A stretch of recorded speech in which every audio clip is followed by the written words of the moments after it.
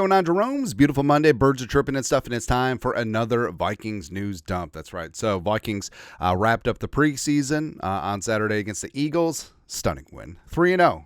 3-0 for Mike Yo. No big deal. But yeah, I know a lot of people make a big deal. It's like, well, it's just preseason. But the Vikings showed well. And frankly, effort and just getting after things and playing good coordinated football. I mean, we'll take that every single snap, man. Plus, showed that the Vikings are deep, like insanely deep, more than other years, and there's a lot of competency, and frankly, there's going to be a lot of players that get let go from 53-man roster cutdowns and may not even make the practice squad. I mean, Kwesi has assembled a pretty damn solid team, and between today and tomorrow, like, you're going to start seeing announcements as teams you saw. So teams that played earlier preseason games already made their roster moves. We'll see what happens with Kwesi. I know that Spielman famously used to take his damn time making the official announcements, but I'm sure that there'll be leaks. Players will say thank you, Vikings, on social media. Thank you to the fans. Blah blah blah. Also, a lot of agents will put things out there, and insiders will try and get scoops and all that stuff. But yeah, we'll see. Kwesi does have some tough decisions to make, the timeline wise. So teams must reduce their rosters to 53 by 3 p.m. Central Time on Tuesday. That also does factor in if you want to put players on IR designated for return, you have to do that right at 53-man roster reduction. They wouldn't count against the 53, plus they could return at some point in the season. I think that Dalton Reisner would be a candidate for something like that. Waivers awarded at 11 a.m. Central Time Wednesday. So if you have 4 or fewer years accrued in the league, you go through the waiver system. Anything more than that, you're a veteran, and you're free to sign immediately in free agency. But waivers will be awarded at 11 a.m. Central Time, so it's a little bit of a reduced time versus if a player was waived during the regular season. And then teams can start signing up their practice squad at about the same time. So, things are going to be coming together fast and furious before the Labor Day weekend, and we'll be here with all the announcements and stuff like that. And also, just watching Sunday Night Football. Drake May.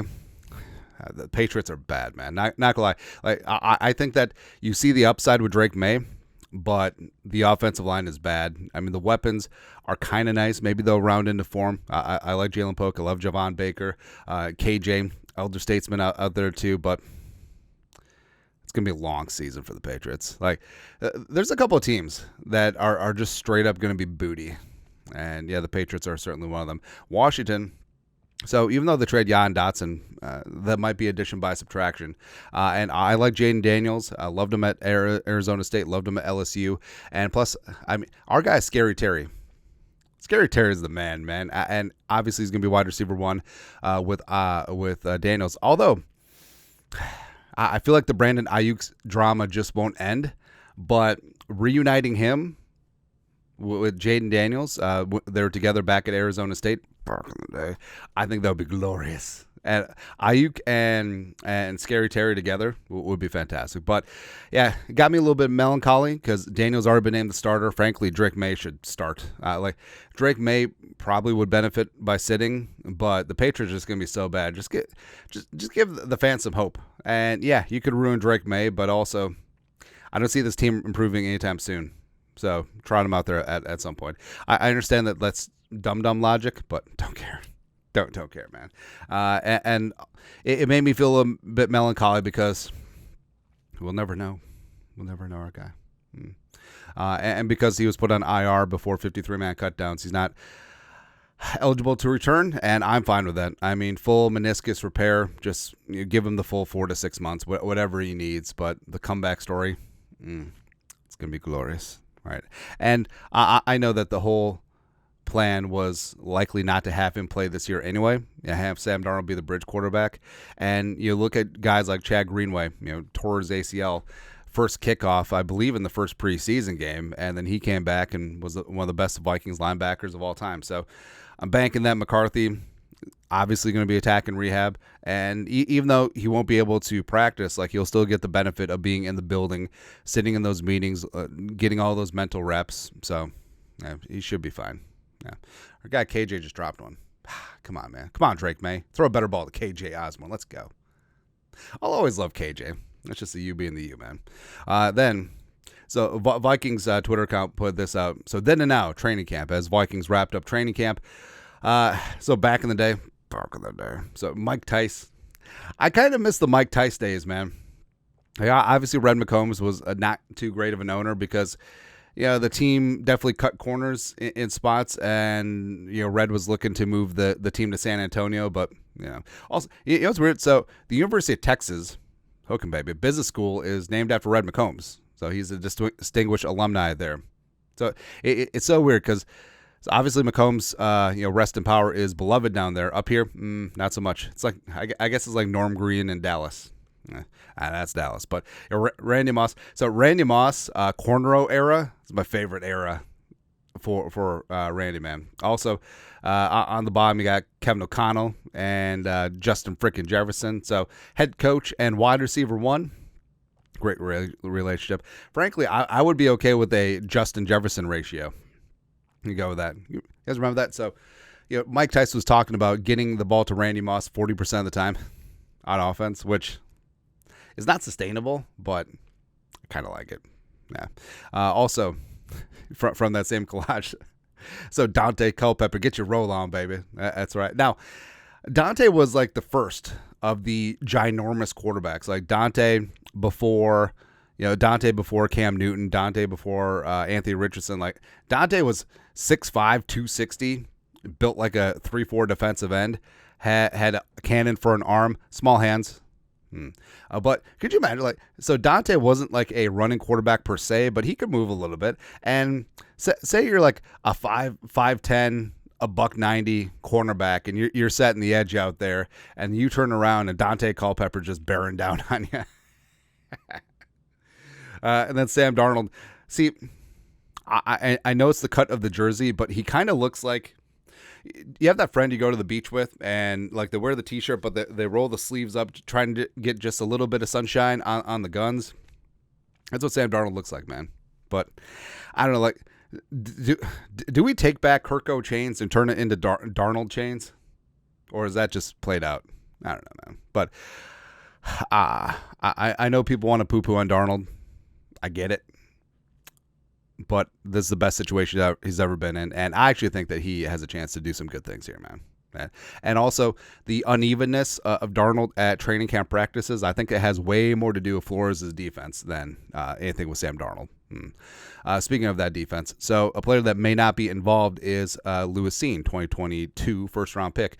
This is from Purple Persuasion. It's done for Lewis Cine, and we can stop talking about him, per Dane Musitani via Purple Insider. Dane, it's blunt.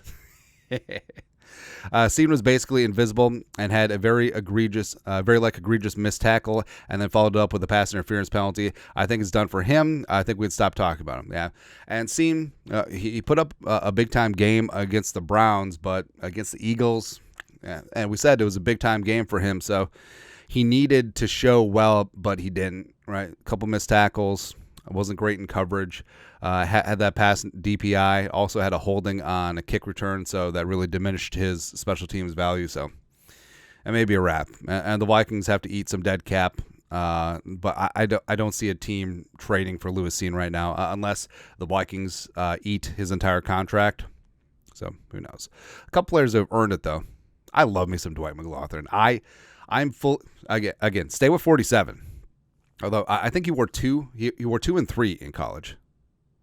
Those are spoken for. Actually, if Asamoah gets cut or traded, maybe McGlothern just slides in with the deuce. But McGlothern this preseason from Vikings fan page, 6 tackles, a pick, pass broken up, an 88.4 PFF grade, which is good. It's pretty good. Yeah. Kevin Collins praised Dwight McGlothern.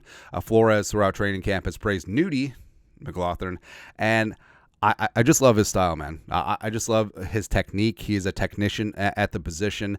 He's a dog when it comes to run support, and I think that the Vikings got one, man. And Kwesi's just like, hey, I don't need draft picks because we hit on all these UDFAs, and also guys like Levi Drake Rodriguez, 7th round picks. We don't need Ish. We don't need it, man. Also, Tristan Jackson. Let's go, man. Pride of Michigan State / Syracuse. Busted his ass the last couple years. Climbed that ladder and had himself a phenomenal preseason. Per Persuasion. Tristan Jackson dominated the preseason in 3 games, 77 snaps, 9 catches, 11 targets, 154, 3 touchdowns, 17.1 yards per catch, and an overall grade of 77.9 on PFF. And Jackson, I mean, Jackson's been a guy where he's always been in the work. He's always put in the work, but he's always been like wide receiver 6 or 7 on the team, right? But I think that he has earned himself a spot on the 53, and also, with Addison potentially missing some time early with ankle. Remember, Addison's suspension is probably going to come next year, unless things become warp speed or he pleads guilty at his legal proceeding. But guys like and also no Hawkinson at the beginning of the year in all likelihood. So Naylor, Tristan Jackson, Brandon Powell. I mean, you got a chance to step up, man. Plus, you got the vacuum of Justin Jefferson just absorbing all that attention. Like, hey, shake, shake, shake, shake, shake, shake, shake those cornerback twos. Sorry, Trish. Let's go, baby. Let's go, T-Jack. Also, so jumping Jiren Hall. So it's kind of funny, man. So Jiren Hall, sort of out of sight, out of mind when J.J. McCarthy was here. Like, Jiren Hall was barely getting practice reps during training camp, and he was firmly quarterback 4. But, J.J.'s injury and subsequent surgery opened things up for Jiren Hall. He started the game against the Eagles and played well against the Browns in the second preseason game. And just overall in preseason, like, Jiren Hall, like, he's matched up with the hype, man. Now, we said before, like, I was a big-time Jiren Hall fan last year. I thought, again, it always goes back to that second drive against the Falcons, man. Just, baby, come on, man. But, so we got a lot of flack saying that try and get him down in the practice squad. I've actually reconsidered, and I think I've changed my mind. I think keep him on the 53. You know who's expendable? Nick Mullins. All right, so basically, yeah, if Sam Darnold is bad, would you rather throw Nick Mullins in there, who, yes, he knows the offense, but you kind of get what you get? Where with Jiren Hall, maybe could be a little something. Again, I don't hold that first half against the Packers against him. Coming off that concussion, just sort of toss out there all willy-nilly and then got the quick hook. Nah. But Chris Sims, so who knows a thing or two about bad quarterbacks. Man, there are some scary backup quarterback situations. The Cowboys, so Trey Lance, Cooper Rush. Trey Lance had the 5 interceptions. Just not great. The Rams, Stetson Bennett. The Lions, Hendon Hooker. The Jets. Who is the Jets backup? It's a veteran. Is it Ty God? Might be. Contending teams that could have whole season blown up with an injury. May we interest you in our finest Nick Mullins. He can throw for 400 yards a game. He will throw 4 touchdowns, but TBD if it's for your team or the other team. That's what he's going to do, man. All right, so, hey, holla at us. We'll just roster Jiren Hall as QB2 and then trade Mullins for like a 5th-round pick. We'll go with that. Speaking of, so we're famous on this channel for, hey, the Vikings should sign this guy. The Vikings should trade for this guy. The Vikings should draft this guy. And then you got Ernest Jones IV. So Ernest Jones IV is a bad dude, man. The pride of South Carolina, 3rd-round pick a couple years ago. Like, he's a badass off-ball. Frankly, I think he's one of the more underrated off-ball linebackers in the game. The problem, of course, is, so first off, Jeremy Fowler, ESPN sources, Rams have granted linebacker Ernest Jones IV and his agents permission to seek a trade. Jones, a 2025 free agent, is LA's defensive play caller with 145 tackles and 4.5 sacks last year. Sides discuss an extension, but with no progress, Rams open to trade. So the Rams, I mean, outside of like Ramsey and Aaron Donald, like the Rams don't really pay up for their defensive players. It's kind of odd, but the problem, of course, here is you got Pace, you got Cashman, and you got Grugier Hill. I mean, you're solid 1 through 3, plus AVG can play off ball as well. So, I mean, Ernest Jones would be fantastic in this defense because Jones not only is a linebacker that fills, but also he's one that blitzes and just really gets after things. I mean, he honestly, like, he and Pace sort of play similarly. Yeah, but it just doesn't work out. But, man, Ernest Jones. Me and Ernest Jones. It's fantastic, man. But either way, some other team's going to get a great off-ball linebacker. It's not in the cards for the Vikes right now, with Pace, Cashman, Grugier Hill as well. Unless he wants to be linebacker 4. Hey, Asima. Hey, Rams, maybe we interest you in our finest Brian Asimas. I don't know. But Kwesi's got some tough decisions between today and tomorrow. But we'll be here commenting, criticizing, doing what we do, making jokes, making references that no one gets. Kind of like that. Anyways, you guys are the best. You know what to do. Skull production value.